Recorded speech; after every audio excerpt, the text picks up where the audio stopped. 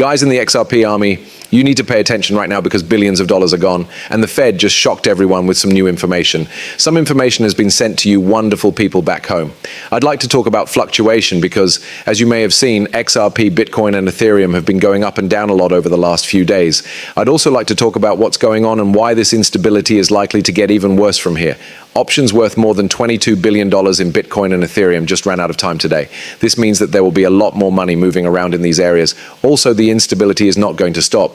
Now, most of you are surely wondering, does that mean there are more bad things? Is that a better thing? Based on other things I'm seeing, I'm going to talk about that soon. We're going to talk about that soon. When it comes to borrowing, some pretty cool things are happening. In fact, tech companies are borrowing money very quickly.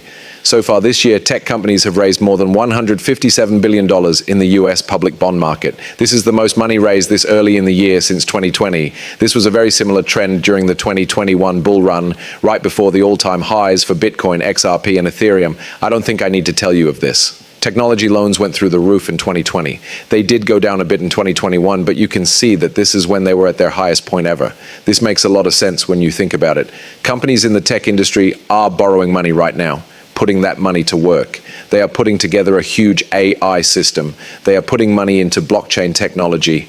It's yours. Then the money will start coming in, which will make more buyers want to buy these assets. This will, of course, drive their prices to new all-time highs. Then the Federal Reserve will probably start raising rates again in 2026 or 2027. This will cause the bubble to burst because the markets will lose liquidity again. I think it's very possible that we'll set new highs in 2026, and then there will be a huge jump when the Fed starts quantitative tightening, which means raising interest rates. Of course, not even the Fed itself knows for sure when they will raise or lower interest rates. That's because they're still waiting for new information every day. There is, however, a good way to figure out what the Fed is going to do next by looking at what they're saying and what the data shows right now. That there is a lot of money available for tech companies right now is very clear. This means that business will probably do very well for the next 12 to 10 months. PCE inflation, which is the Fed's favorite way to measure inflation, rose to 2.7% in August. As expected, the core PCE inflation rate was 2.9%, which was the same as what was expected. It has been since February 2025 that PCE inflation has been this high. The Fed will keep lowering rates, though. This basically means that the prices of your goods and services will keep going up at a rate that can't be sustained. As a result, even more people will invest their money because the dollar's value is going down. Not only that, but the US dollar is having one of the worst years it has ever had this year. It will only get better from here since the Fed is going to keep cutting rates. In other words, more money will flow into the market, but this will eventually lead to a pretty negative outlook for the dollar. That's why people should sell their dollars. They need to buy stocks. In order to keep their money safe, they need to get into crypto. The more the Fed cuts rates, the longer that will last. The Federal Reserve has said they plan to cut interest rates twice more by the end of the year. This means they will be making more money as they sell these treasuries. That's another interesting fact. This is a lesson I learned about investing that helped me make a lot of money. It changed my life in a real way. I hope it changes the lives of your guys too. Do not be negative when everyone else is. Don't be confident when everyone else is. What does the person feel?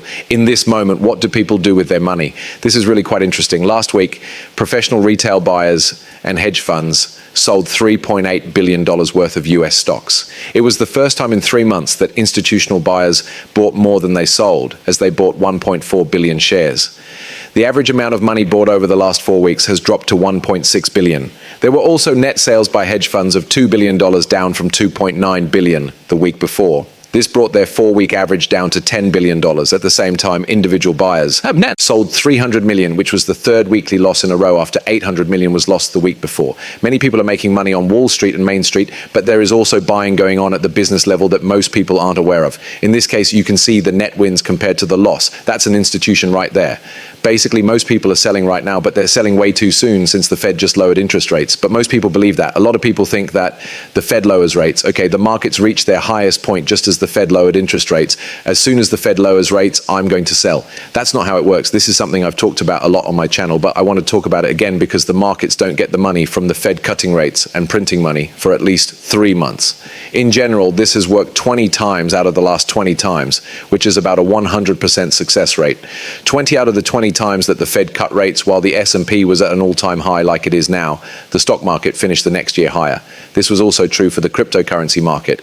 Smart institutional buyers have been buying over the last 4 weeks on average. This means that individual buyers and everyone else have been selling more than they are buying. It seems to tell a pretty interesting story. A lot of people are negative about the market right now because they don't understand the basics. They have no idea what will happen. They don't get that the money will come back. There are only a few people who really know a lot about the markets. They are basically buying because it's their job. But yeah, this is going to get really interesting, and I think a lot of people are going to be caught off guard.